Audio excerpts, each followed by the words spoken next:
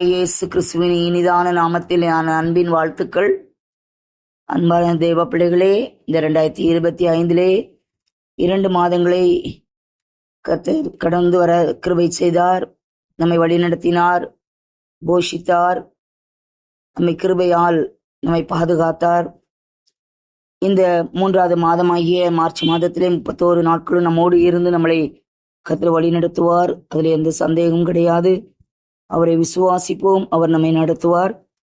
இந்த மாதத்திலே கர்த்தர் தருகின்ற வார்த்தை சங்கீதங்களின் புஸ்தகம் 121 சங்கீதம் 7வது வசனம். கர்த்தர் உன்னை எல்லா தீங்குக்கும் விலக்கி பாதுகாப்பார், அவர் உன் ஆத்மாவை காப்பார் என்பதாக. ஒரு தீங்கும் வராதபடிக்கு, ஒரு தீங்கும் நமக்கு நடக்காதபடிக்கு, நேரிடாதபடிக்கு கர்த்தர் நம்மை இந்த மாதத்திலே பாதுகாப்பேன். எந்த பிரச்சனைகள், போராட்டங்கள், கலக்கங்கள், வேதனைகள், கஷ்டங்கள் வந்தாலும் கவலைப்படாதே, நான் உன்னை எல்லா தீங்குக்கும் விலக்கி பாதுகாப்பேன் என்பதாக கர்த்தர் வாக்கு கொடுக்கிறார். தேவ பிள்ளைகளே, அப்போஸ்தலர் நடவடிக்கைகளின் புஸ்தகம் 28வது அதிகாரத்திலே ஒரு சம்பவத்தை நாம் வாசிக்கிறோம்.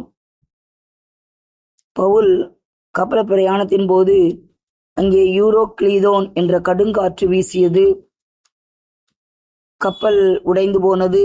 எல்லாரும் நீந்தி கரை சேர்ந்தார்கள். கரை சேர்ந்த போது அந்த தீவின் பெயர் மெலித்தா என்று அவர்கள் அறிந்து கொண்டார்கள். அந்த தீவிலே உள்ள மக்கள் இவர்கள் மீது அன்பு பாராட்டினார்கள். அவர்கள் மழைக்காக, குளிருக்காக நெருப்பை மூட்டி எல்லாரும் இருந்த பொழுது இவர்களையும் அவர்கள் சேர்த்து கொண்டார்கள். அப்படியா இருக்கையில் பவுல் சில விறகுகளை எடுத்து அந்த நெருப்பிலை போடுகிறான். அப்பொழுது ஒரு வீரியன் பாம்பு அனல் உரைத்து புறப்பட்டு அவனுடைய கையை கவ்விக்கொண்டது. இதை பார்த்த அந்த தீவிலே உள்ள மக்கள், இந்த மனுஷன் கொலைபாதகன்தான், இதற்கு சந்தேகமே கிடையாது. இவன் சமுத்திரத்துக்கு தப்பி வந்து கூட பலியானது இவனை பிழைக்க விடவில்லையே என்று தங்களுக்குள்ளாக சொல்லிக் கொள்கிறார்கள். என்ன நடக்குமோ என்று அவனையே உற்று பார்த்து கொண்டிருக்கிறார்கள். ஆனால் பவுல் அந்த விஷப்பூச்சாகிய வீரியன் பாம்பை தீயிலே உதறி போட்டு ஒரு தீங்கும் அடையாதபடிக்கு அவன் இருப்பதை கண்டு அந்த ஜனங்கள் எல்லாரும் ஆச்சரியப்பட்டார்கள். ஒரு சேதமும் அவனுக்கு வரவில்லை. காரணம், பவுல் கர்த்தருக்காக வைராக்கியமாய் இருந்து இந்த இயேசுவே கிறிஸ்து, இவரை மெய்யான தேவன் என்பதை பல சபைகளிலே போதித்து பல அற்புத அடையாளங்களை செய்து அவன் சுவிசேஷத்தை பரப்புகிற ஒரு மகனாக இருந்தான். எனவே ஆண்டவர் அவனோடு கூட இருந்து அவன் போகிற இடமெல்லாம் அவனை பாதுகாத்து கொண்டார். எந்த தீங்கும் நேரிடாதபடிக்கு கர்த்தர் அவனோடு கூட இருந்தார். அதே போல ஆதியாகம புஸ்தகத்திலே நாம் வாசிக்கிற ஒரு சம்பவம், ஆதியாகமம் 19ஆம் அதிகாரத்துல லோத்தை குறித்து நாம் வாசிக்க முடியும். ஆபிரகாமுடைய அண்ணன் மகன்தான் இந்த லோத்து.